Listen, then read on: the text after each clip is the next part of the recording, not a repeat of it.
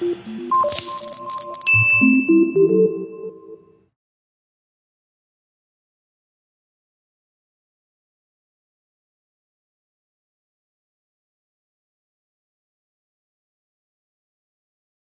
everyone to the VDS of this month, Gender Equality is the Future Female. My name is Mels Kloos. I am the community organizer of the Netherlands, and it's my pleasure to bid you a warm welcome here this evening at the Volt discussion series. The Volt discussion series is a series of discussions that we hold on a subject or issues that are of importance for Europe, the Netherlands, or local issues like here in Amsterdam. Next to me stands Lotte. Lotte is our policy coordinator on taxes, but today she will guide you through this evening as the moderator.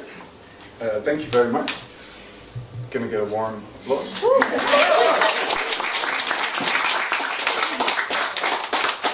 This is already the 7th discussion series. We had topics like Brexit, nuclear energy, and democracy in decline. And we will keep on going. And today, because Sunday is International Women's Day, we will talk about gender equality and then focus on women. I would like to thank the Pipe and Beans for having us. Thank you very much. I also would like to welcome you. I would like to thank the VDS team for putting this together again and putting all that energy in these discussions. So thank you very much for all your work. I need to also state that today there will be video cameras that record everything. I hope you are okay with that. There will also be some people making photos and talking about these devices. If you have a mobile phone with you, please turn it off. Then I would like to give the floor to you, Lotte. Thank you. I would like to have a warm applause for Lotte and the speakers that she will introduce now.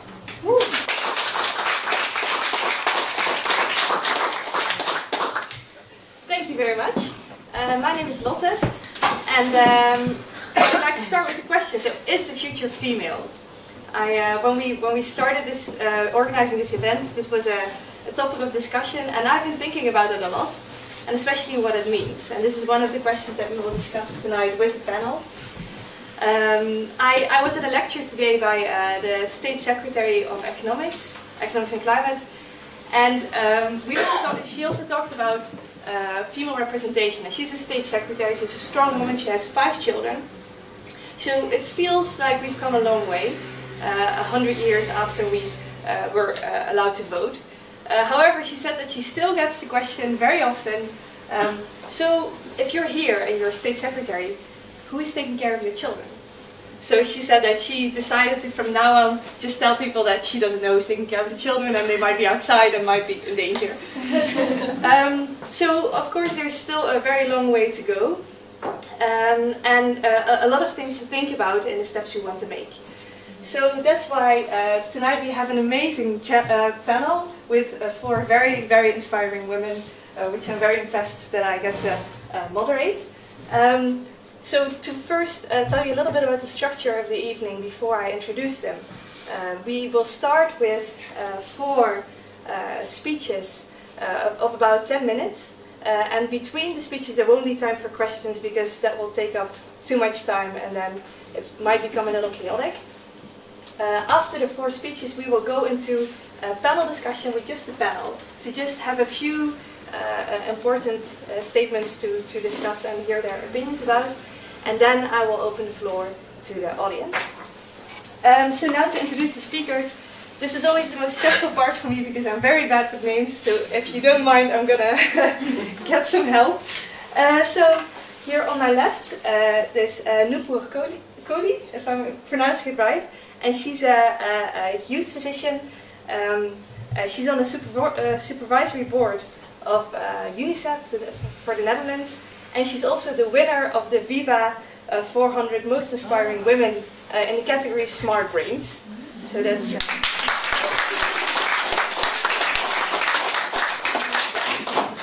Then next to her we have Mariano Vallejo. And Marianne cares very deeply about women's role in politics, because she noticed that there weren't enough women, and especially not on the top. And she's also helped me and coached me to learn to debate and present myself better. So I can tell you from experience, she's a very, very inspiring woman. So Marianne.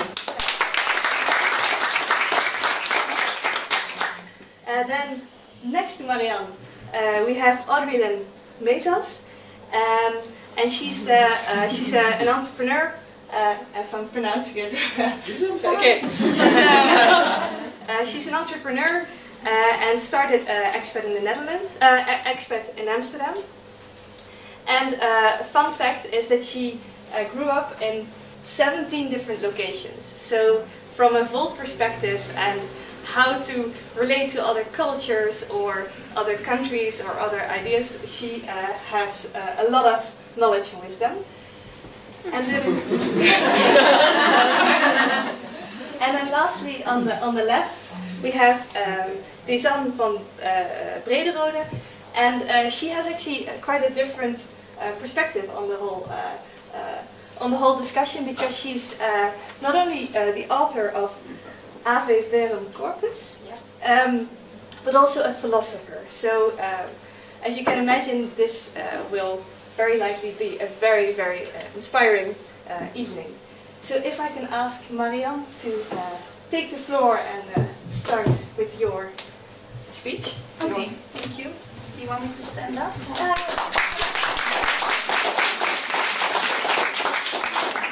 That's a good way to start with an applause, when I haven't even said anything, so thank you for that. My name is Mariano Vallejo. I'm the founder of the social enterprise Meer Vrouwen in de Politiek, More Women in Politics. And the reason I started it is because I've been a city council member here in Amsterdam for 6 years. And what I came across in my work as a politician is that the culture, the political culture, is very masculine. And I think if we can try to change that culture, that politics will become a lot more attractive for a lot more people and also for a lot more women. And I believe that there are so many more women interested in and suitable for politics, but maybe they don't know where to start or how to start, because there's not any educational program you can follow. You can't go to a university and say, I want to become a politician, and then well, you can study politics, but then you don't political science, but you don't become a politician. So that's where I help women. I'm a coach, I'm a speaker on the topic. I organize courses and networking events, also to inspire and inform more women to become politically active. If you ask me, is the future female, then my first answer would be a very loud yes, of course. But I'll come back to that question later, because I think it can also get a more elaborate response. How far have we come, and how far do we still need to go? As Lotte also said, that 100 years ago, women got the right to vote in 1919, and in 1917 women got the right to be elected in the Netherlands. So we're 100 years later, but we're still at about 35% of women in public office. That's for city councils, for at the level of the province, but also for national parliament. We could do better, and we've never had a female prime minister, for example. And when you look at a lot of countries surrounding us, Germany, France, then you see that they have already had, England of course, the UK, they've had a prime minister that was female. We do have had a female prime minister from the Dutch Antilles, the Netherlands Antilles, but that's only for that part, so not for the entirety of the Netherlands. So hopefully next elections, next year, but we'll see.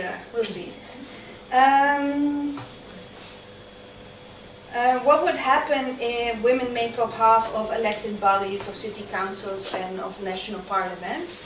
I think when we make sure that the political representation makes up of people of a lot of different backgrounds and experience and approaches, then we will make sure that every topics that are discussed in society will also end up on the political agenda. For example, we see in our society there's a lot of talk about feminism, about racism, but a lot of these topics do not yet end up on the political agenda. And part of that is because we do not have 50% women in politics. So if we can make sure that our political representation is more inclusive, we can make sure that all these topics end up on the political agenda. And then all these topics will be decided upon by this diverse or inclusive group of people. I think it's also very important that we have role models. If you look at the media, and then women are much less visible in general than men, although we have a lot of female state secretaries and also female ministers. In general, women are less visible in the media, and then when they are seen in the media, they're, for example, they show like their high heels, or, for example, or if they are wearing a nice hat or a nice coat or a nice dress, instead of that they report on what they are saying or what they think is important. So we have a long way to go there, and I believe that having gender equality in politics is a prerequisite for equality, because then these women can make sure, as I just said, that all the topics that are needed can be put on the political agenda and can be decided upon by this inclusive group of our representation. Let me see. There are several reasons why women are still underrepresented in politics. I think one important reason is that we think as Dutch citizens that we think we are very progressive, or that the Netherlands as a whole is very progressive. But in practice it shows that usually we are not, especially if you compare it, for example, internationally. So because we feel we don't have a problem, because we think we're so progressive, we're doing great when it comes to women's rights, because we don't think we have a problem, there's nothing to solve. So for the first step is making sure that we acknowledge the problem, that we aren't as progressive or aren't as feminist or as emancipated as we think we are. And then we can start to make steps towards more gender equality. Another reason why women are still underrepresented is that if you look at the members of political parties, that the most members are men. And research shows that if from a political party more members are female, then also the women of the people who end up in electable positions are women. So the more female members you have, the more women you will have in electable positions. And I think Volt is doing very well on that part. And for example, you see like parties like bijeen, Partij voor de Dieren, GroenLinks, D66, a little bit less. But these first three parties are doing very well when it comes to female membership and also how many women they put in electable positions.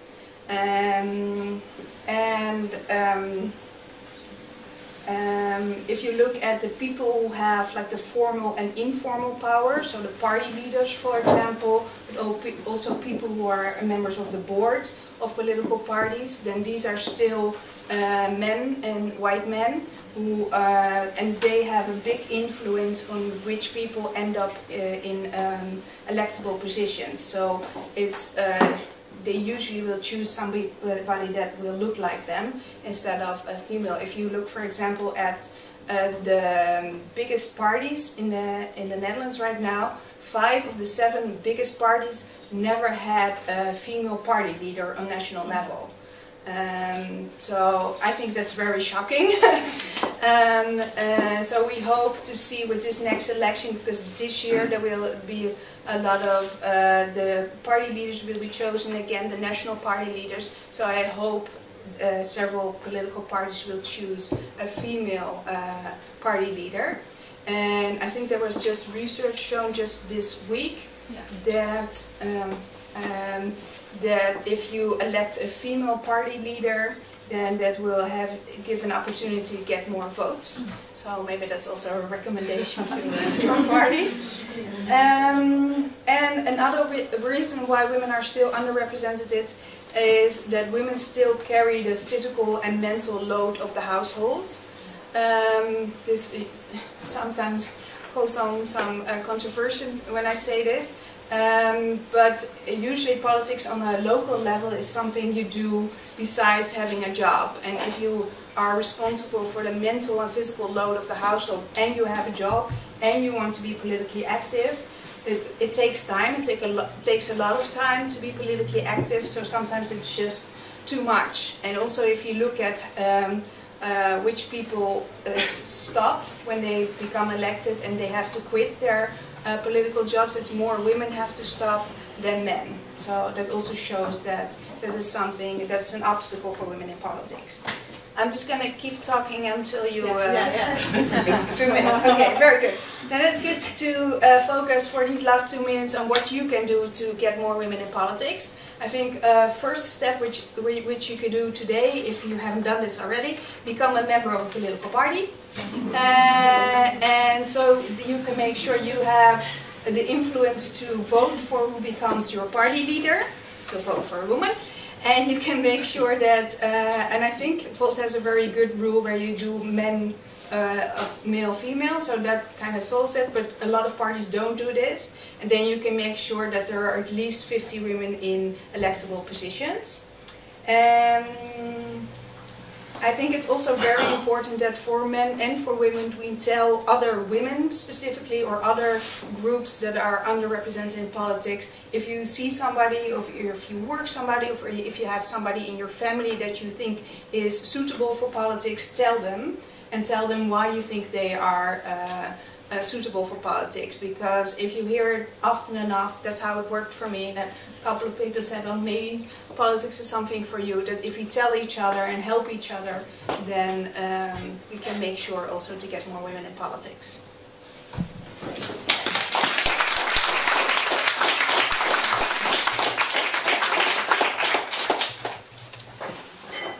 Thank you very much. So hopefully, who now is going to apply for the to be on the list? Oh yes, me. Yes, very good. This is what we need. This is women examples that show. But I've already said I won't become part leader of Volt, so. Yeah. Big ambition is also something missing sometimes for. So, Follow her. Yeah. Thank you so much. I'm not going to say too much and just give the word to Audrey. Thank you. So I made a joke before because you were talking about heels and I stuck my foot out. I'll tell you why. Hi everybody. So I have my phone. I usually like to talk without. I'm a little bit of a stranger because when I give talks, and mind you, ik ben gewoon Nederlands, maar I talk like an American, so that's sometimes easier. Before I start talking about myself, because I always feel I'm not the only one in the room, is everyone Dutch here? No. No. Thank you. Who's not Dutch? So we get a little, so you see around you. Okay. Could you tell me a little? Where are you from? Italy. Italy. Welcome. Don't put your hand down. I want to go around. Switzerland. Switzerland.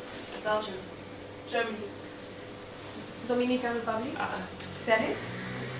Austria. German, Colombian.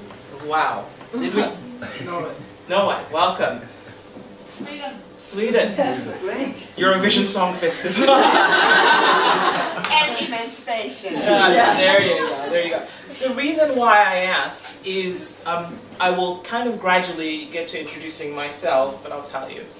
I'm wearing a dress, and I wore it on purpose, and I'm wearing a dress with stripes. Does anyone know? It's a little bit the old age. It might tell you my age. What are the stripes? What do they go back to? Do they have a meaning? Well, no, for myself it makes you smaller. If it makes me smaller, that's fine. That's fine. Does anyone know in tradition, in fashion, where the stripes come from? And it's funny, the gentleman should know. The suits, right? The stripes. Go a little bit further. Do you know where the suits, the stripes came from? Business. Oh my.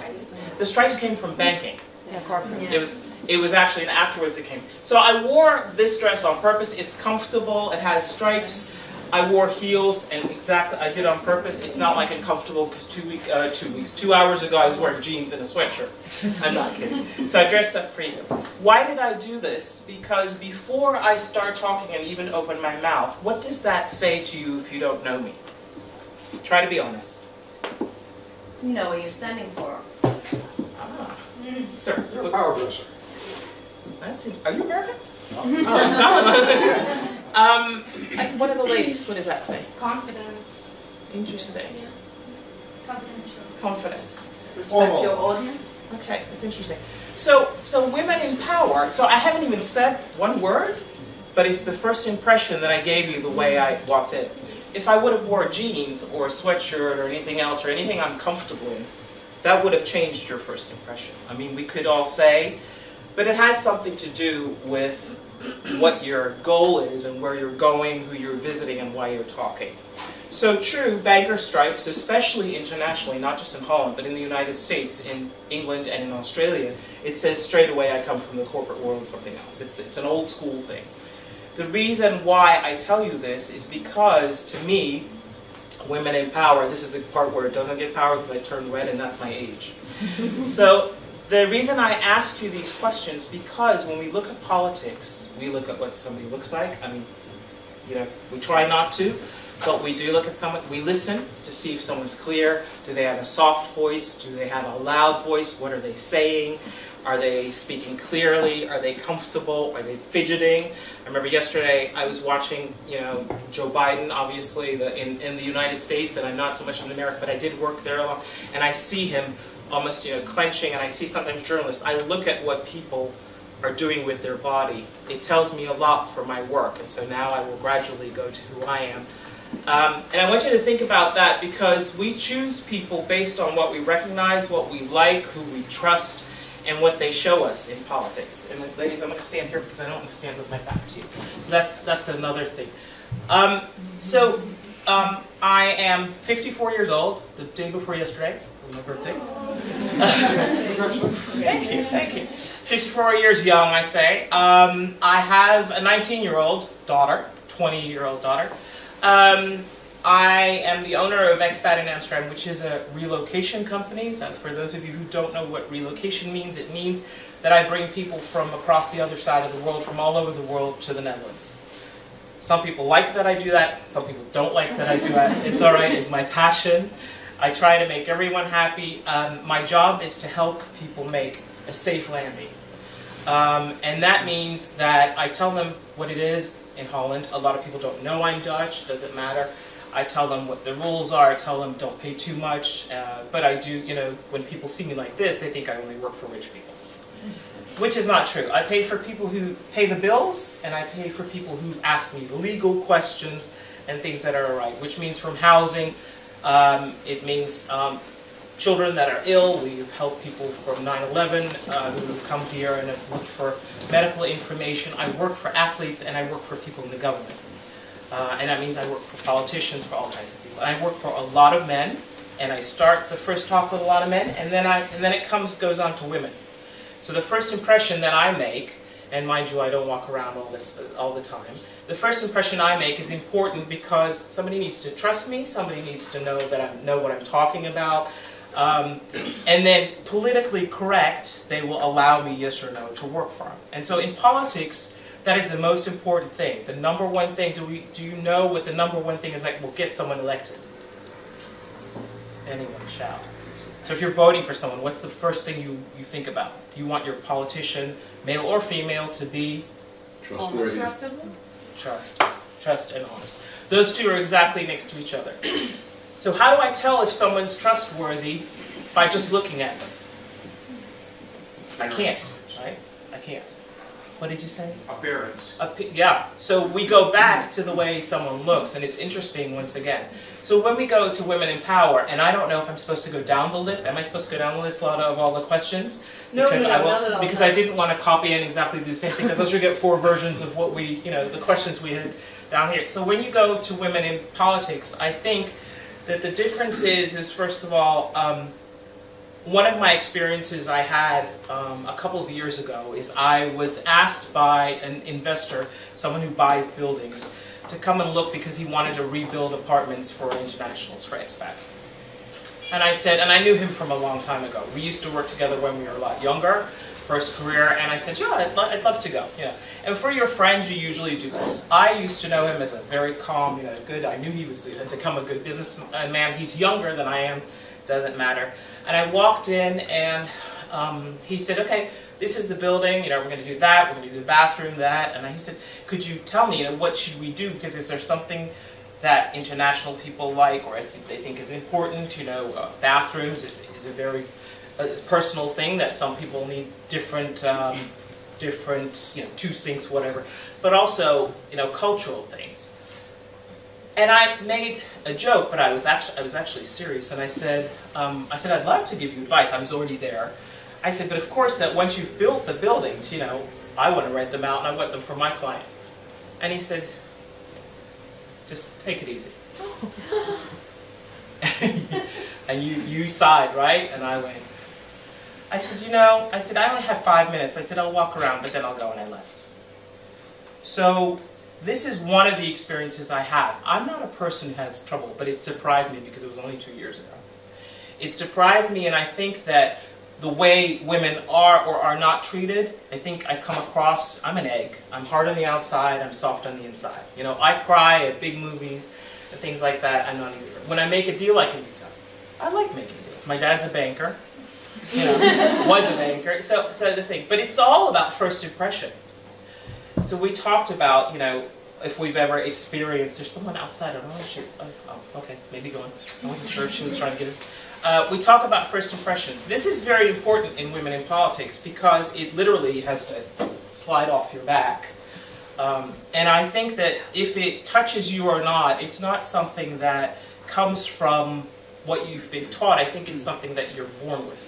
You're born with certain qualities. All of you are better at something else than I am. I'm pretty good at bringing people together. I like to bring people together.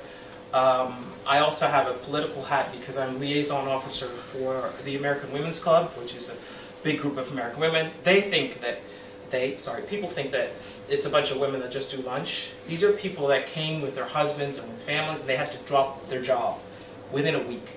Some expats get a week ahead of time, say, your husband is leaving in a month, and you get to clean everything up. Tell the kids. I've had people tell me, can you tell me how quick can I get there? And then before we hang up, after an hour, they say, no, I'm going to tell my kids. And they literally 4 weeks later, they're here. So, it's not about only what you say, it's how you come across. So before you choose a woman in politics, look at her background. Look at what she's gone through. Look at how she talks to you. Does she look at you? Does she respect you? Does she know what she's talking about before you even come? It's not enough to just know someone's name. You have to be invested in the person in front of you. I think that politics in Holland, like I say, I work with some politicians and I advise also. Tomorrow I will be at the Consul General's office to talk about what happens with internationals here. I'm very proud and honored to be asked. It says not affiliated with Volt. I have to say that because I work with politicians. I'm not allowed to be affiliated with any political party because I have to be Switzerland neutral.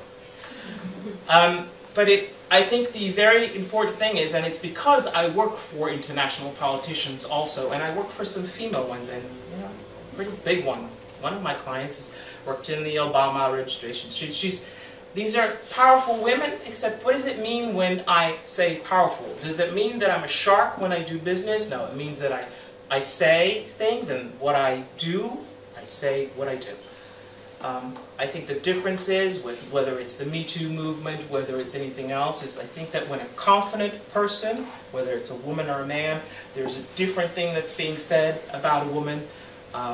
If I'm confident, I'm like, hey, she's a little bit loud.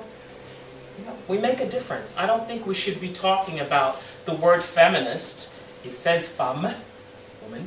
I asked, we were talking about it, is there a word for men? I don't think so. Is there? Or please correct me. Is there? What's the opposite of a feminist? See, the fact that we don't even know, so I don't know who created the word. I'll give you a word, honest. Yeah, well, I know, but that also means something different.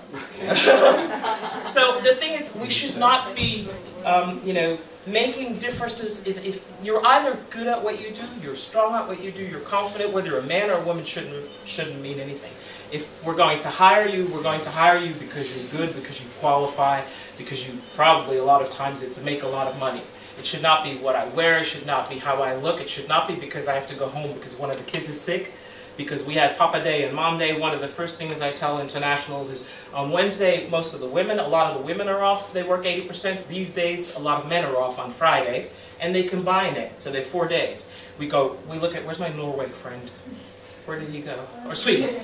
Norway, Sweden. Wait, both of you. I think you have in your country probably the best arrangement as far as, you know, as far as free days for parents. Well, you can stay home 1 year. 1 year. I'm coming. See, that's what. So it's funny. I think that's amazing because I think that means you get time for your family. You know, other people could call it something completely different and could say, "Oh my goodness, you know, well, you might as well quit your job." It's predisposition. It is. I'm probably over too. Thank you. It's predisposition. I think the important thing is if you're raising sons, if you're raising daughters, whether they're female, whether they're male, whether they don't know, they could be LGBTQ, whether they don't know, raise them confident because these is our future. These are the people that are going to run everything. They're going to make decisions for when we're old. And that's the most dangerous thing.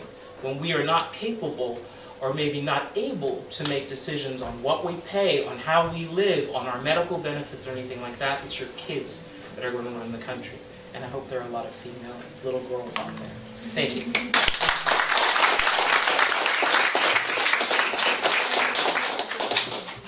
Thank you so much. So we haven't just talked about how to be a woman in politics, but also how to raise a woman that will be in politics. Thank you so much. I would like to give the word to Nufru. Well, thanks a lot for inviting me, and first of all opinions here today are also fully mine. And I'm thinking what I can still add to what the first two speakers just said, and I will actually start with having a little help here introducing myself, and then also go into a few examples as well. So, as Lotte said, I'm a medical doctor in daily life. I'm a youth physician. And I meet a lot of mothers. And I work in a region in the Netherlands where people are highly educated, the men has a high position, the women have done higher studies, had previously amazing jobs, and most of them are actually at this moment not working.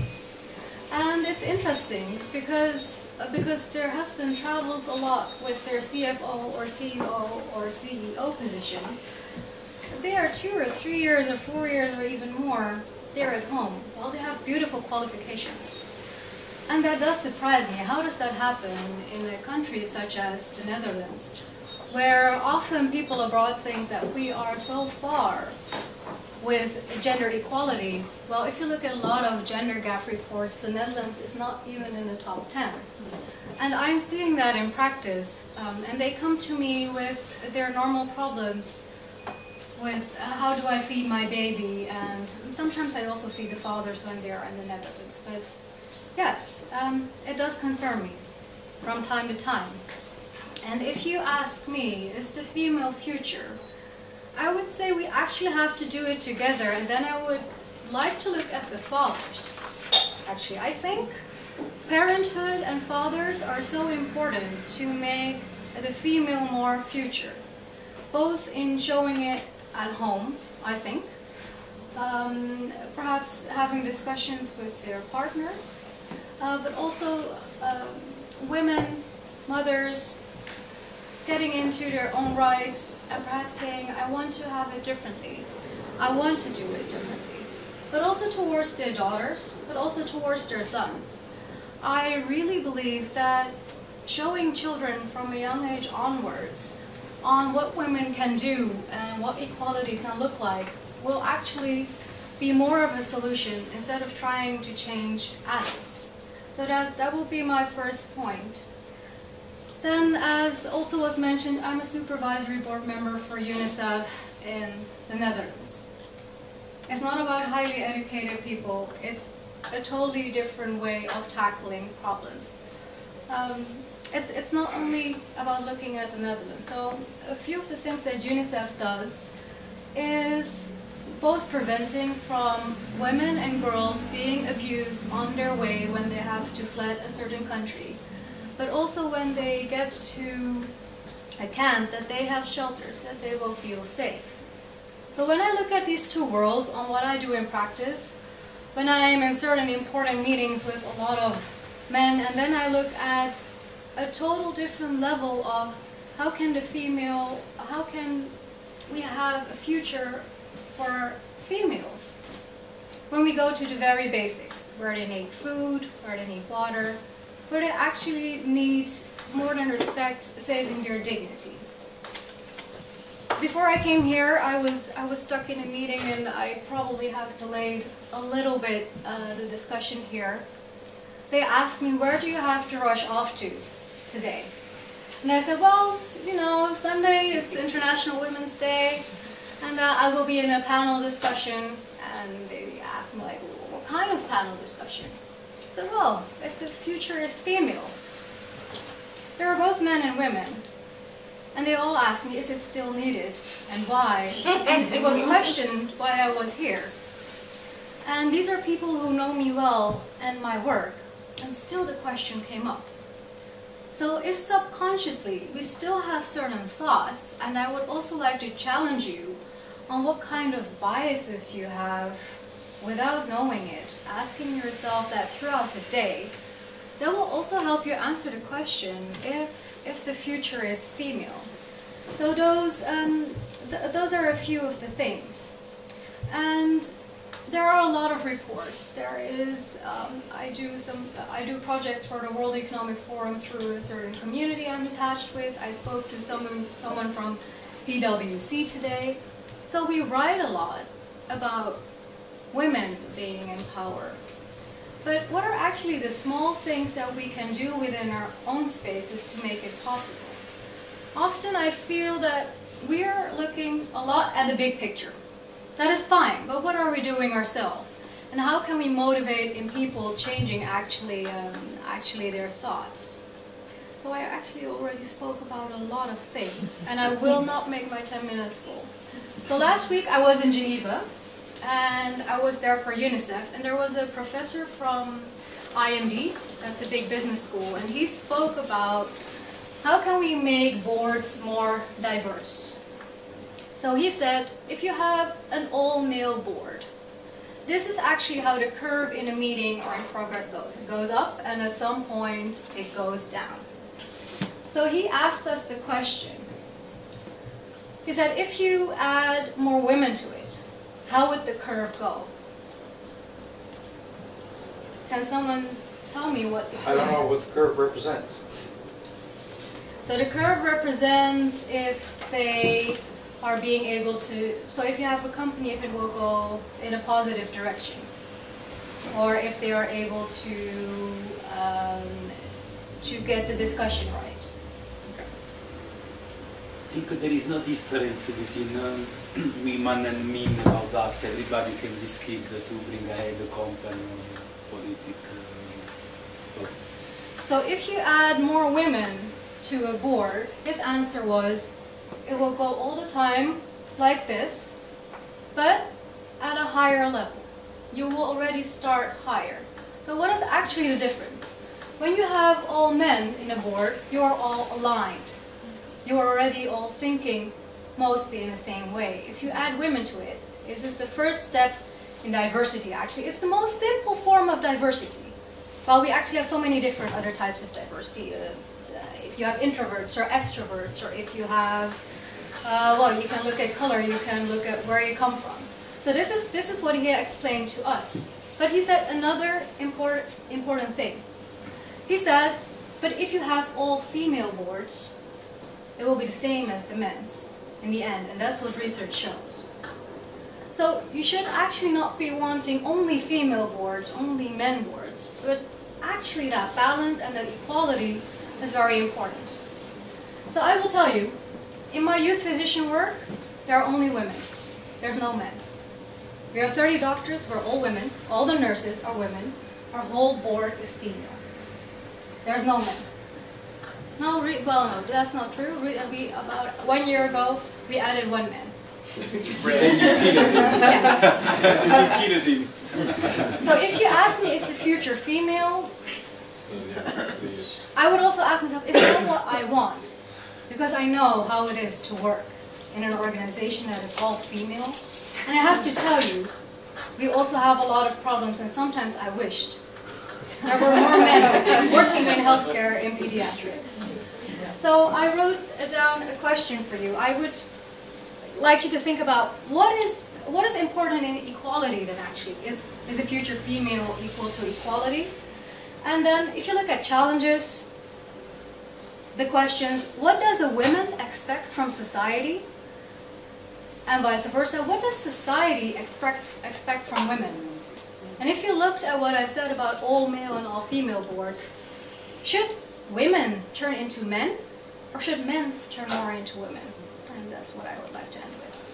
Thank you.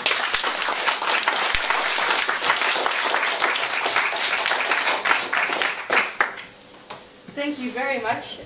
I'm very curious to hear your answer to your question, because of course we're now focusing very much on the female role or the female position in gender inequality, but I would be very interested to also hear male stories of how gender inequality affects you.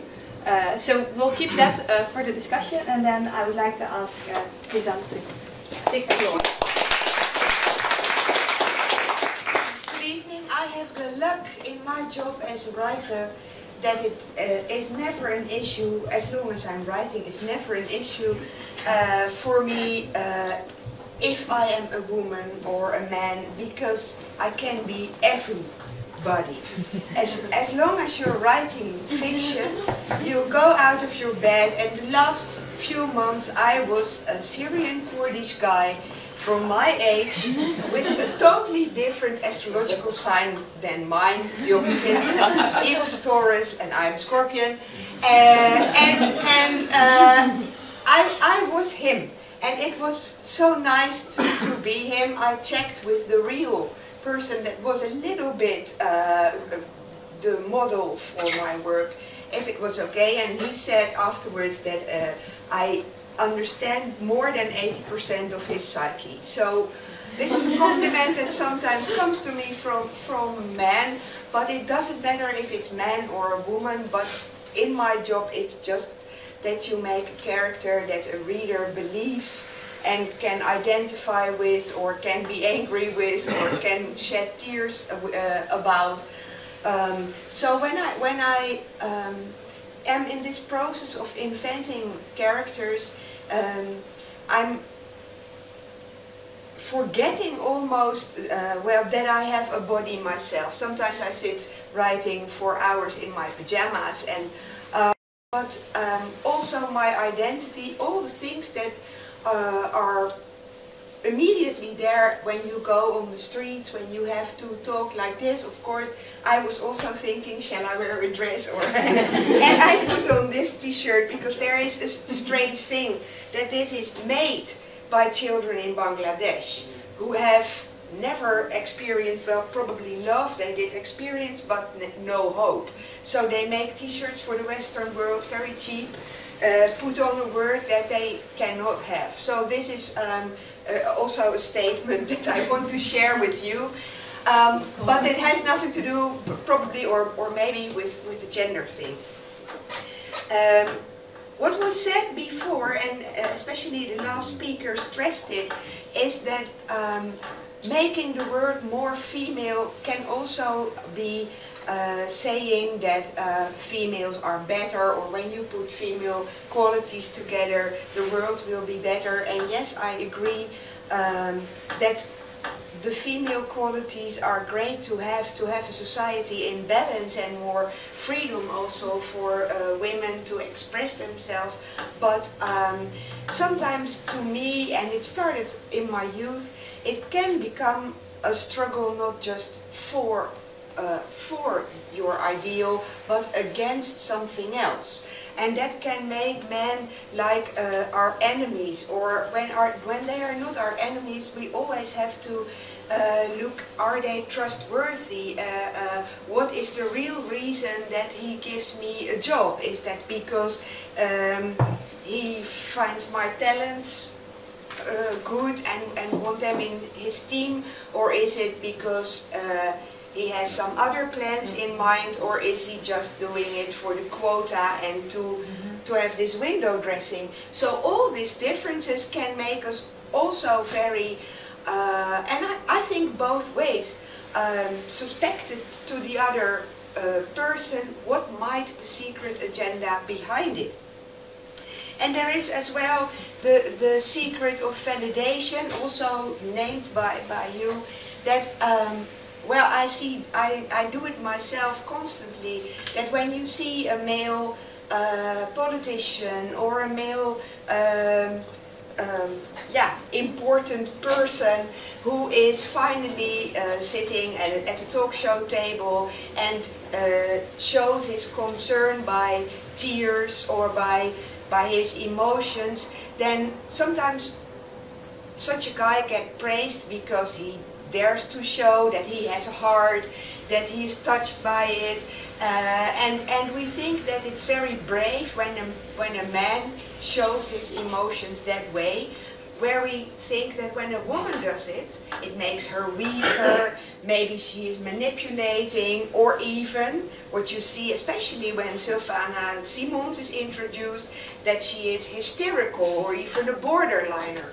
So these validations go many times there, and also I see myself doing it sometimes just with other people sitting in the house, that you say, oh, there you have this hysterical woman, or there you have this kind, heroic man that is so cuddling and caring, and but my experience, and that's something that's make me want to write fiction always, is that the experiences in life tell me, and I guess you all have this experience, that the soft, empathic man who can be very open about his feelings, vulnerable, can also be a big player with this kind of emotions.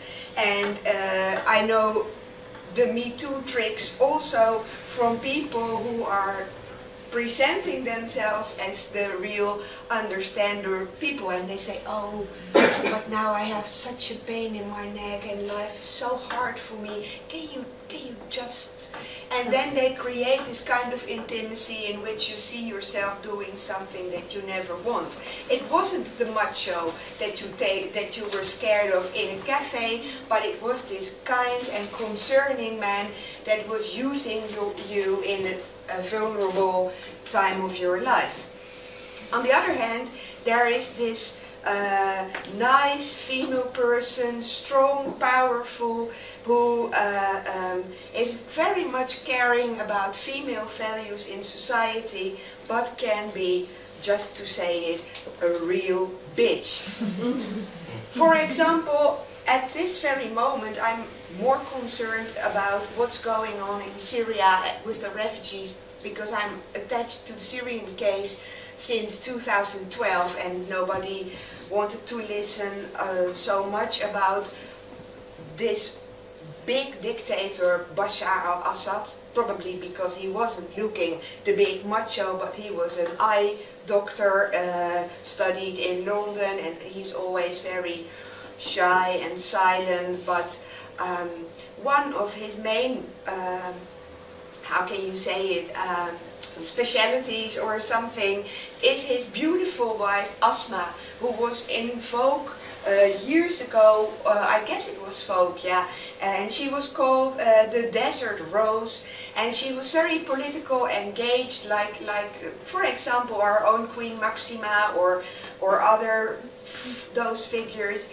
And still she is there to tell about the economic projects in Syria and the modernity, and she is visiting soldiers in hospitals in a way that even knowing so many stories of people who are tortured over there for years, and still when I watch an interview with her, I feel this sense of belonging, because she is this woman with whom I think I can identify, concerned with the soft powers, and she is the wife and the face, the soft face of the most brutal dictatorship right now. So I think it's always necessary for us to strive for a balance in differences in characters, in gender, in everything, but also to take care that we don't overvalidate typical female soft qualities and are happy with men who show them, and say to other qualities that are more harsh or closed when somebody is not crying, that this is some part coming from the old male world. Because when we do so, even in education and raising our children, we might get blurred in our view about what you said before, what honesty is and trustworthiness, and sometimes this hasn't to do so much with what we think are typical qualities. And the last thing I want to state is that still I believe that emancipation is not ready when there are many women in politics, or when there are possibilities for women when they are high educated or not, but to work and having their children taken care of. Because I think, and I know also many women, when they become a mother, even in the 9 months before, they say, yes, I hope to get back to work soon and I like to have my career, but the feeling of being a mother, fathers can have the same thing, can make that they change their mind and want to be there in the first years of their children growing up. And we know also the reports that it is for a child very safe to be brought up, not by his mother, but with the same faces.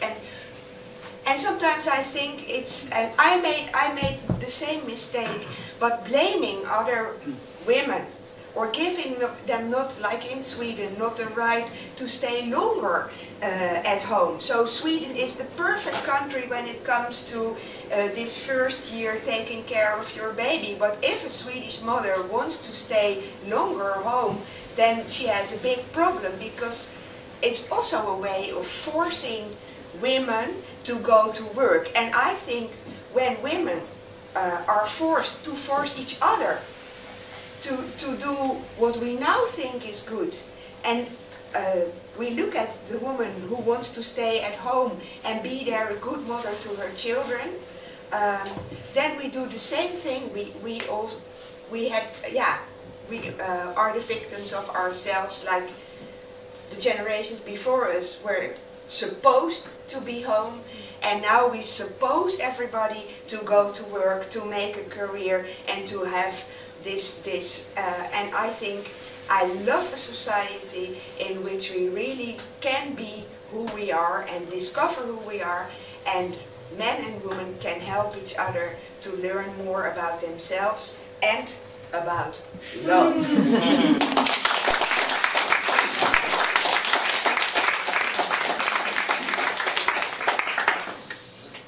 Thank you so much, all of you. We were supposed to go first to a panel discussion and then to questions, but due to the time, but also because it's such an intimate setting, I think it would be a lot more interesting to start a conversation. Because if we would start a discussion, it would be interesting to see where to start, because there's so many different perspectives that were shared here. So we've talked about the political perspective, about how women can present themselves in politics and can have the chance in politics that the country so desperately needs. We've talked about the big differences between third world countries and the Western world, and that there's very different emancipation questions that we have. We've talked about taking our own responsibility and thinking about how we present ourselves and how to be strong. And then also about male emancipation and equality and not buying into manipulation, and at the same time seeing how the issues are for men as well as for women. So there's so much to choose from, and I think this will not be a debate about just one specific gender issue, which is fine because there's so much to discuss, and I would now like to ask you if you have any questions for the speakers.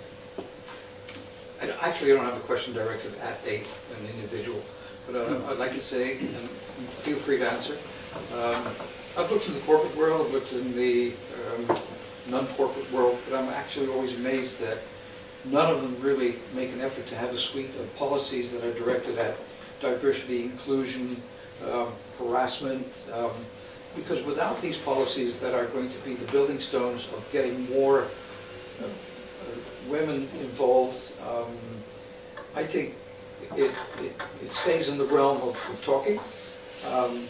And when you have these policies, you can also have at the annual appraisal tell a manager, female or otherwise, say, right, you know, or man, what have you done in regard to inclusion? What have you done for diversity? What have you done for avoidance of harassment within your organization? You're responsible for the people, your one-downs, but you're also responsible for the people that are your colleagues. Sometimes, like, you could be in an organization, your colleague has jokes that are female, well, insensitive. How many guys actually stand up and say, that's not a good joke? You know, I'm not going to show you, but I can show you on my phone some of these jokes that we think are funny. We don't want to see that. I do. They are there. You know, guys have that. Like this is the stuff that guys do. But they really think guys have to change. They really do. But within the bodies, the organizations in which we all work, we have to have clear policies that are going to be against what you are judged. Yeah. I think that's what I started with, but for example, also what you said, if we have, for example, 50-50 men, women in politics, for example, then we're not there. I think changing the culture is so much more important, and implementing these specific policies can really help with that. But it's the same, for example, if you want to be, as an organization, you want to be more inclusive, and then you think, okay, I'm going to hire 50% women, I'm going to hire people of color, then these women and, for example, people of color will, within a year, if you don't change the culture, they be gone again. Because it's not a safe space to work, it's not a good culture for them to work in, so nothing really changes, only in the numbers, and that's not enough. And I think also in organizations when there is, for example, harassment, then you see sometimes that when two women talk about it, that they say, yeah, but it's maybe better not to go immediately to the one that I should report it to, because maybe I did it a little bit myself as well. So sometimes there is also this, you saw it with the Me Too discussion in the media, that sometimes women are telling other women, oh, you play the victim, oh, but you were a part of it. And this is also a big problem, that even when you have this these rules or these things, that there is still this idea, yeah, but I don't want to complain, and so there is sometimes so much to do and to help each other in this, because the rules alone well, I've seen it myself. Sometimes they never work because, or the one who is accused of the harassment will play the victim in a way that is attracting other women to say, "Oh, you? No, I don't believe you are this guy." And so yeah. I think, okay. sure. I'd like to add, I spent 13 years working in the financial district, the World Trade Center, for a law firm, one of the biggest law firms. Every company, whether it's, not all the companies, but most mid-size and larger size companies have and it's funny sometimes I can't think of the English word, so help me out, vertrouwenspersoon? What is it? Confidential. Confidential person, is that what they call it? I don't forgot the word. Yeah. But you know who I'm talking about, somebody that you can go to. Because the biggest thing that you're talking about, it happens everywhere. It happens in hospitals, it happens in law firms, it happens in small startups, it happens everywhere. But the thing that, besides implementing these rules, there are companies that where I was working, it's not just for women, it's for LGBTQ, you know, it's for gay men who in certain worlds will never come out for their job and for years will pretend to be straight, God forbid. You know, I have spoken to boards, I have been asked, and I never talk about anyone's background in the world that I work with, and once again I work for anyone, you know. The thing is it's great to have these policies, but the problem is there are too many people, and there might be in this room people who know this, or you might know someone who's having problems with it, but it's fear that's crippling them to talk. It's fear of losing their jobs, it's fear. So I suggest always to bundle things. If you can't talk about it, if it can't be implemented, then get together, you know, because, you know, one person is always stronger than a few. And make sure you are safe in your job, because companies don't want lawsuits. They don't want talkers. You know, and it's the one thing holding people back, and it's the one thing holding gender equality, it's the one thing holding diversity back. Diversity has become a fashionable word in the last few years. Every company, every major company has to have a quota, a female quota. It was in the question we talked. I think that's ridiculous that we even have that word. You know, I think we should have a mix of everyone, every country. You wanted to say something. Yeah, I want to say something. I mean, I get the feeling that we're not talking about the weaker side, protecting him from harassment and stuff like that, and that's what you have to change about policies. What about if you change the policy in the sense that a CEO of a company doesn't have to work 80 hours or 100 hours a week? I completely agree with you. I've buried CEO. My friends have died from overwork. I've buried 5 people that are working those hours. I completely agree with you. Yeah, but would more women stand forward and say, I want to be a CEO, if it was acceptable for a CEO to work 40 hours a week in 4 days, as opposed to full-time, hard-going work? How many hours do you think I work in a week? I'm not talking about you. But we're talking about everybody. Yeah, but I know that I'm going to think about an example of a friend of mine, and she says, I don't want to, she's ambitious. Yeah. She does a great job. But she doesn't want to work 5 days a week because she also cares for her 2 children and she wants to be with them. I know she also has the ambition to have a CEO level kind of a job, but she's not stepping forward because she says, then I have to work so and so much, then I can't be with my family anymore. But as opposed to talking about policies of avoiding harassment and stuff, should we talk about policies which will help women step forward? Well, I think if I may, I know you have a question also. So the same job that I used to have, I worked even harder. And I literally was seeing my head of HR at funerals more than anywhere else. People die of stress, and especially in the financial business, you know, in certain businesses. There are quotas that people are not getting, they're worried, they're not. We had people going home at 6 o'clock, having dinner with their kids, coming back at 10 and going home at 3 in the morning. You know, people are doing it all over. It's not just the World Trade. It's women and it's men. So before we go to your question, I would be curious to, because you often have very personal conversations, of course, with the people that come to see you. Do you feel like there's an environment there where people can speak up, or parents can speak up about what they're... First, because you had a really passionate speech, I did not mean to say that I think motherhood is very important. I think that's important to emphasize, but sometimes there are women who would like to work, so I think that's important to say. So I actually, I just turned 30 last year, and last year I went on a trip with both guys and girls, and the guys were talking about women in a certain way, and then I asked one of my male friends, like, what did you think of that conversation? Because you were all there, I was also standing there, and I was listening with interest. And he very personally opened up his heart, and he said that he thought it was awful, and then I asked him the question, so why didn't you say it?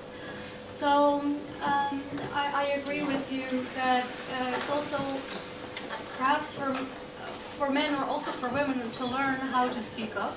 I think that's also one thing, and perhaps it's something also that we should learn also among each other, because in my closed room things do come out when I speak with youth. It also comes out at school, and it starts at a very young age. Also looking at the way how technology is being used. So yes, it's I do think that's important. Should I also already answer your question? Before we go, before I go to your question, because Marianne, that's basically your focus area. How do you teach people to speak up more? So maybe because the recommendation that comes from the book is people should learn to speak up, and not just women but also men, you're saying, right? If there's something uncomfortable. Do you have any advice to the room? And then I will go to your question. Yeah, I think it's a little bit more broader than just speaking up. I think what's important here is if you speak up, then you have a good experience speaking up, because this is more gender, but I believe that if you speak out, for example, on what you believe in, and what political views you have, I believe that women are more easily attacked by what they say if they feel something, especially if it's something that is not considered to be the norm. You mentioned the example of Savannah Simons. She has had to deal with so much sexism, racism. It's awful.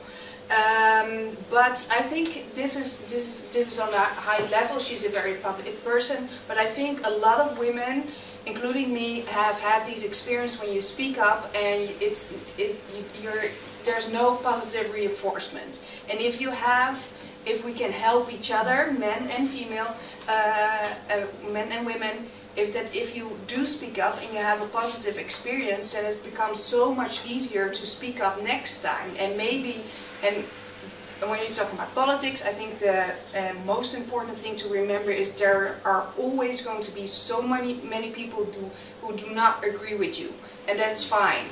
You are not going to convince everybody, and that's fine. Just find the people who you will, or maybe, and it's not even about these other people, it's about you. It's about what you think is important, because the alternative is not speaking about what you think is important, staying silent. So I think the values also not, even if you don't get any response or if you get a negative response, but it takes some courage. You have to be brave, yeah. It's not always easy. Yeah. Question in the back. Yeah, it wouldn't really have to do with speaking up, but more I just wanted to bounce on what you said, because you talked about changing rules for CEOs, and then maybe if we change that, then maybe more women would be inclined to become CEOs. And then I think it would be more interesting to ask the question the reverse way. Is it because CEO conditions are the way that they are? Is that the reason why women aren't CEOs? And I don't think that this is the one thing preventing them from reaching CEO positions. It's not the fact that there's no balance. I think that's in general men or women. Some people don't want to reach CEO positions because it's just not for them. Managing people, managing projects, organizing things, working a lot, that's just not for them. And I don't think that women necessarily don't want to achieve those positions because they will have less flexibility in their private life. Yeah. Yes. Yeah. Well, what I believe is very important to find the right people who can support you if you want something. Whether it is to work 4 days as, I don't know, it doesn't have to be a CEO, or if you want to work 2 days or do not want to work at all. It's finding the right people who can give you that support to get you where you want to be.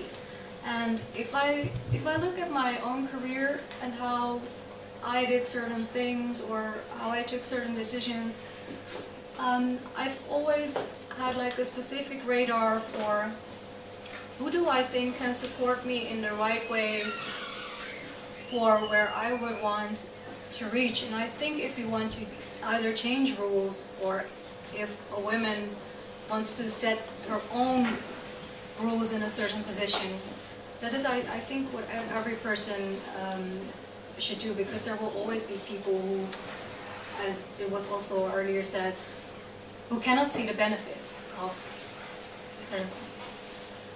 Can I add, and I wanted to just kind of, because you were in the middle of your question, ask, I think, you know, I want to give the decency to finish. I would wish, if I could make a dream tomorrow, is that companies change their workplace, whether it's small or large. Abroad, you have daycare at work in some countries.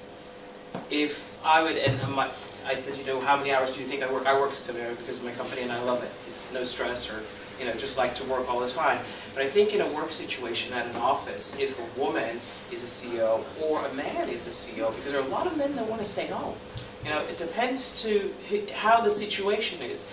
I wish there would be more possibilities for kids to be close to their parents. So you don't take a half hour or an hour to be able to pick up your kids. Or, you know, so that you get a chance to have the great job that you have, and that you can be with your family more. So we create an environment where, you know, we can have flex work. I love the fact that you don't have to work 5 days or 4 days at the office, that people can work from home so you can be with your family. That would create also a more, you know, flexible idea, less stressful idea. It's not stressful having your child home and being a CEO. That doesn't always work, but you could at least create a situation whereby, you know, you could be more with the family and then maybe, you know, see how it works to have both of you home on the same day and change it. So it's not just about you know, us being working harder, men working harder, because I believe, you know, in that sense in equality, but creating the perfect situation for people to be able to reach the goal that they can. Thank you. So the discussion is now moving into, so we've been talking about kind of culture and the feeling that it gives us and the unfairness, and now we're kind of moving into a policy directive of how do we achieve this. But I saw a question over there. I have a question because it's going into, as I at least personally perceive it, it's going into a personal direction, whether I would like to talk much more on a national level. The Netherlands is, on a lot of scales, is doing very well, but when it comes to gender gap or gender equality, it's, you know, a country like Costa Rica is #1, and then followed by Sweden, etc. And then the Nordic countries, and all countries in a bigger circle around us have had a prime minister. Our parliament is only 1/3 is women. The ministers, the state secretaries, only 1/3 women. We're not talking enough, I think, that's for me at least, about numbers. And I'm sorry, you're a writer, but it hurt me that you did not speak like a famous writer like J.K. Rowling. She sent like dozens times her manuscript for Harry Potter, and up until the time that she stopped using Joan Rowling and started using J.K. Rowling, it was published. And Pulitzer Prize, or with a Boekenweek geschenk, the amount of women that have had that honor to receive it is ridiculously low. So we should speak about the numbers, because we as a country are lacking badly. And on a personal level, I accept everyone's personal choice, but I do not accept or believe that Swedish people are better than Dutch. I think it's really the outcome of our policy, which is much more than 1 decade, it's going on for decades. And we should change that right now. Okay, thank you. So before we go into the policy discussion of whether this is the case, and I think from all your you nodding your head, this you agree. First, I would like to ask you about your personal experience, because she mentioned the experience of writers, and that also for writers there's some sort of gender gap in the prizes that are being won. Is that something that you see in your yeah, the example of J.K. Rowling is there, and but to my experience, I have been part of a literary magazine made by female writers, and not just for a female audience, but I've been a board member in a literary prize for women writers, which I wanted to change because it was previous there for the woman voice in literature. And I was thinking that if a man can make a trustworthy, interesting female voice in his character, that he deserves the prize as well, but that was not the case. So basically gender equality the other way around, so men should be able to have the yeah, of course, yeah, of course. I don't like separation at all. I also don't join a manifestation just for women. Then I think it's so strange we criticize Islam, for example, for this separation, and now we do it voluntarily. Yeah, but okay. To come back to the question, of course I see these tendencies as well, but I see on the other hand also the tendency for years that if a woman writer doesn't win a prize, if she is rejected by a publisher, then there can also sometimes be played the victim card, and that makes I've been married for a long time to a male literary critic, and sometimes I saw, and tomorrow at the book ball it will be the same, women becoming angry by a bad review because they think it's, and this is also something that I think you are right, but or you are right, but I think we have to I think you can accomplish more when you sometimes leave it, yeah, it's paradoxical. You have to stand for this case, and my experience as well is that when you do it with a sense of humor and sometimes not giving a shit, that it brings you more than when you are, yeah. I think. And why is Harry Potter not Herolda Potter? I mean, so then we can blame her for that. Okay, thank you. Yeah, that's a clear. So you're saying there should be some personal responsibility and less focus on maybe gender differences. And I saw some people kind of getting up. So I think this is the debate part of the evening. So I would like to give the word to you first, Marianne. Yeah, I think what I really loved about your speech in the beginning is how you were telling about how you were an author and how you're very good at becoming your character, and because you feel you're living the life of your character and you can have a different perspective. But the reason why we have to talk about gender equality and why we have to know the numbers is because we are not equal yet. Yes. We can say we are equal by law, but in practice we are not equal. And until we are there, and I think it's so damaging to say that women have to speak up in a certain way, that they can be angry or they have to have humor to it. No! Be angry! Be as angry as you are, because we as women have to deal with sexism every day. Of course, why wouldn't you be angry? Before you respond, you can be angry with a sense of humor. That's not. But why should you be? Why should you be? Why should you be make jokes about that? Because I don't make jokes all the time. I can, but you don't have to. Yeah. Okay. I'm kind of happy to see that there's some sort of friction going on, and the hands are going up, so we're hitting a point. Before I go to you, you wanted to make a statement first, and then I will take some time to. It is not a direct reaction on this; it is an answer direct to your question. So there are several reports that say to close the gender gap, we should promote women entrepreneurship, but not only women entrepreneurship, but also the people who fund these women entrepreneurs.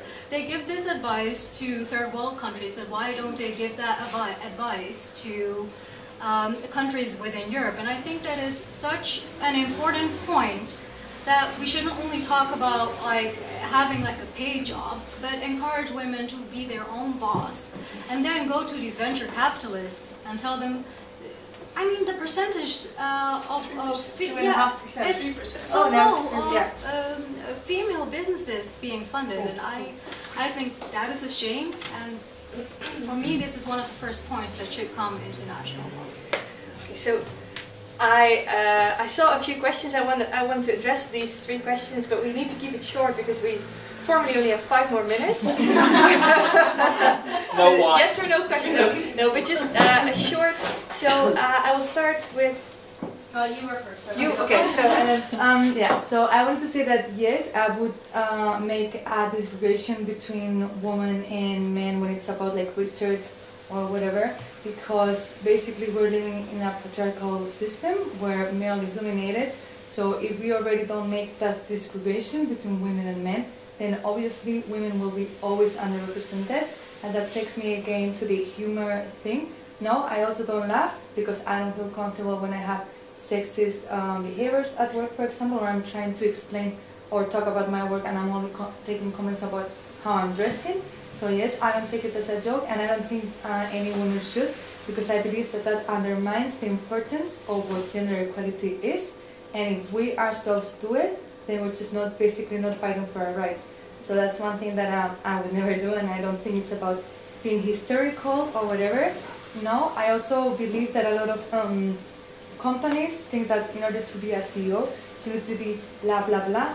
I don't believe it's a matter of hours working. I don't believe it. No, it's a matter of gender roles, which means only a man who is directive or aggressive talking can be a CEO, while, for example, females have better, in general, they have way better talking skills, they communicate way better, and also 52% of the world population is women. So yes, we kind of need to be inclusive, and yeah, thank you. Part of that. So I will have responses. One reaction, after. or you just we're just now sticking to the questions, and then we'll see how much time there is, whether it's now or to think. So you had a question, and then of course I will go. Yeah. Well, not to say that there is not a problem, there are still problems, but do you really think there will ever be 50-50? Because there are just like parts in society that will never be 50-50. If you look at nurses, there are more women than men, so still maybe that's just on average we have different interests, and maybe that also still plays a part. So 50-50, I don't think we will ever reach a society where everything is 50-50. Still everyone needs to get a chance, but I don't think we will ever reach it, and I don't think we will need to strive for it either. I see 2 arguments kind of conflicting, and because it's not necessarily maybe a question the panel can answer as a predictive question. I'm itching to talk. We will do this, and then I will have the last question, and then of course there's also time afterwards to talk. I don't know if all panel members still have time to answer a few questions. So yeah, we talked a lot about what women can do, but what can men do? Yes. Good, great. This is Thank you. I will. Can I go? Can I ask all of you to have a very short answer to this question? So yeah, what is it that we can do? So it's a great thing. So I bundle you together because I love the fact that I'm a brother, I'm a father. Men can do a lot of things. Do you have children? May I be so forward? Do you have any children? No. You're saying no, but one of the big things is that I hope that maybe if you do wish, maybe you wish to have children, that's another step. The way you raise your kids, the way you raise your daughters and your son. The question you had about the lady next to you, about the 50-50. I talk once a month to the women that I work for, my clients, international clients, about what they experience at work, how they have problems, and guess who I talk with? I bring about 5 Dutch women who are they don't know each other. So we talk to each other, and I'm kind of a mediator, at least, they become friends a lot of times. What's acceptable? You understand from talking to other fathers. I love bringing people together.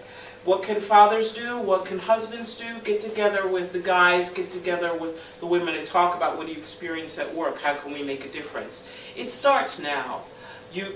We're sitting here right now talking about it. I believe in having a drink, having a cup of coffee, and getting together. I know that a lot of, a couple of my guy friends, they get together. when they first had babies and they're like, oh my God, I have to go to Lamaze because of what? They went out and had a beer and talked about what, what experience. Now we can't get them, back home because all they want to do is talk to the guys. But same thing with when you are raising children or when you have nieces and nephews.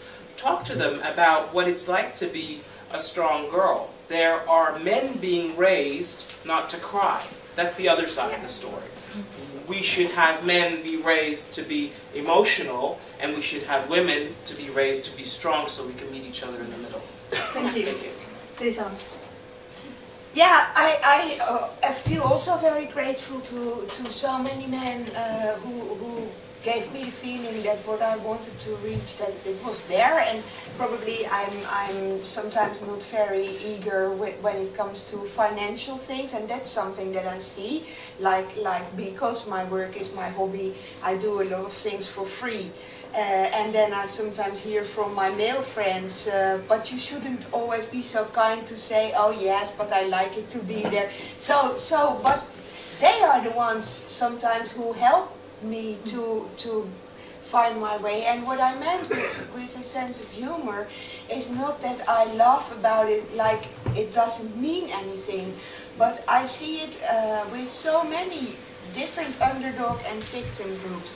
If there is some fresh air in the way you talk about things, then you make the other person it more possible to leave his defensive thing and open up even more for the real thing than when you are sitting there with your fist on the table and the other person, even if he's not right, thinks, oh God, there we go again, she's blaming me.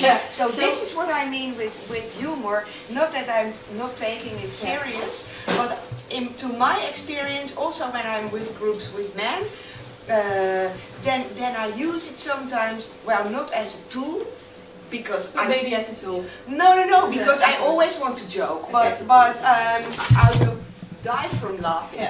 But I see that then all of a sudden they take me more serious in these cases. So from what you're saying, if I understand it correctly, you're saying you should have a conversation without necessarily blaming, but more an open conversation of the different roles, and maybe even teach each other. So you're saying I'm learning from men about maybe financials that I don't know about, and also maybe women can teach men how to have an open So for conversation. example, I had once a big issue with a man that was very powerful and let the others feel that he was the only expert in a certain area, and he was talking, and then finally I said, where everybody was around, was this what you really dreamt of when you were a boy?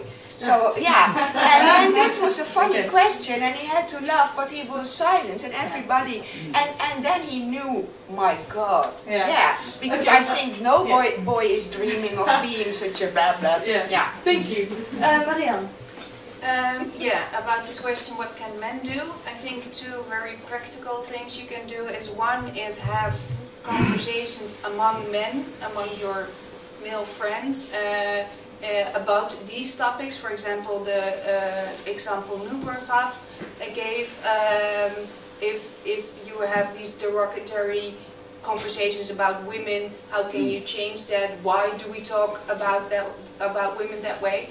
And I think the second thing is educate yourself on your privilege.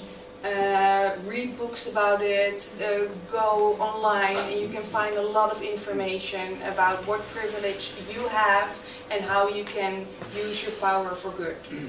Thank you. And we will come back to it after this interview. One important thing. Three short points. I would advise men to become mentors to women. Pick a woman, become her mentor. That would be the first.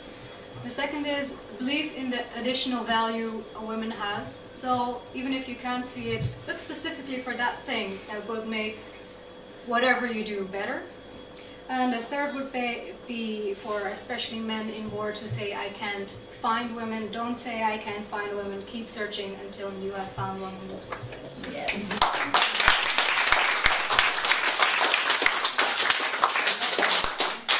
Unfortunately, this brings us to the end of the evening. Thank you so much for all of your input, and thank you for all the inspiration and the ideas and the open discussion also with all of you, because this is quite a sensitive topic, and I've noticed with most of the evenings that are about gender equality, there's a lot of feeling of either blame or guilt or insecurity, and all of these things sometimes come up. And I think the great thing, what I really like about these discussion evenings, is that we somehow manage to still, even though it's kind of awkward and uncomfortable, still have open conversations about this. So thank you so much for your time and your wise words. Then I think we still have a little present for the speakers. And if you have some time, then maybe we can continue the discussion after this. Yeah, sorry, one question. When's the next one? Oh, sorry. Stay here. Thank you very much. We have a little present for you guys. Girls, women.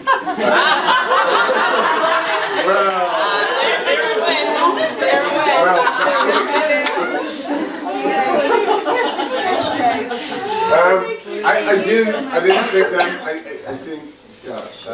Amador. There we go.